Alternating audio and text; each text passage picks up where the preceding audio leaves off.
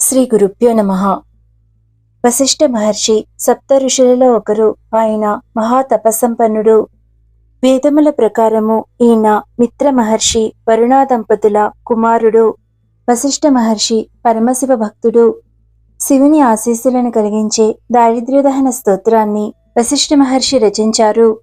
వశిష్ఠ మహర్షి రచించిన దారిద్ర్యదహన శివస్తోత్రం యొక్క లింకును డిస్క్రిప్షన్లో ఇవ్వడం జరిగింది.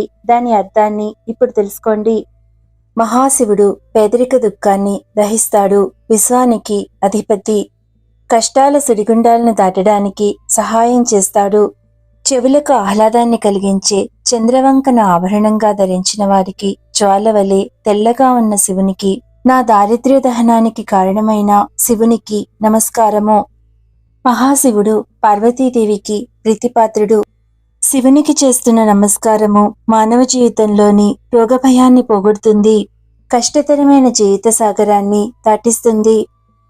జంతు చర్మాన్ని ధరించినవాడు, కాలిన శవాల బూడిదను పూసుకున్నవాడు, నుదుటిపై మూడవ కన్ను ఉన్నవాడు, విలువైన రాళ్లను చెవికి ధరించినవాడు, ఎవరిచే దువ్వబడని కత్తిరింపబడిన జుట్టును కలిగి ఉన్న శివునకు నమస్కారము. ఆ మహాదేవునికి నేను చేస్తున్న నమస్కారము నా దారిద్ర్యాన్ని దహనం చేస్తుంది. పేదరిక దుఃఖాన్ని దహించే మహాదేవుడు 5 ముఖాలు కలవాడు. సర్పరాజున ఆభరణంగా అలంకరించుకున్న శివుడు బంగారంతో చేసిన వస్త్రాన్ని ధరించాడు. మహాదేవుడే 3 లోకాలకు ఆభరణం. తన భక్తులకు వరాలను ప్రసాదించే శివునకు నమస్కారము. దారిద్ర్య దుఃఖాన్ని హరించే శివుడు గౌరీ కృపాలోకము. శ్రేష్టమైన దేవుడు, సింహం వంటివాడు.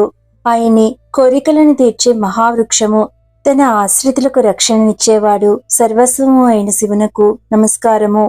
సూర్యదేవునికి ప్రీతిపాత్రమైన మహాశివుడు జన్మసముద్రాన్ని దాటడానికి సహాయపడతాడు. మృత్యుదేవతను సంహరించిన మహాశివుడు బ్రహ్మదేవునిచే పూజింపబడతాడు. అటువంటి అత్యంత శుభప్రదమైన మహాశివునకు నమస్కరిస్తున్నాను. శివుడు రామునికి ప్రీతిపాత్రమైన వాడు. రామునికి వరాలను ప్రసాదించాడు.